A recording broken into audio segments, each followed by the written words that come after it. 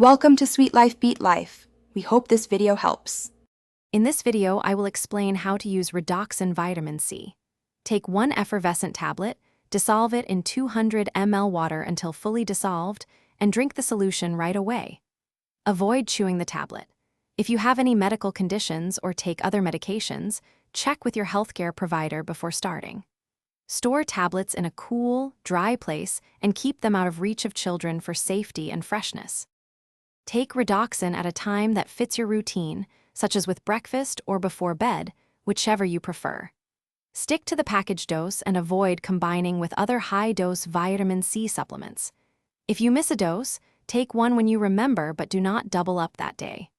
Watch for any digestive discomfort and reduce frequency if needed, and speak to your clinician for personalized advice.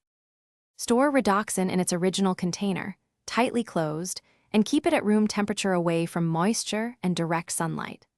Avoid leaving dissolved tablets sitting for long periods because potency and taste may change. If a tablet changes color or smells unusual, discard it. In case of unexpected side effects like stomach pain or allergic reaction, stop use and contact a healthcare professional immediately for guidance and care. Thanks for watching.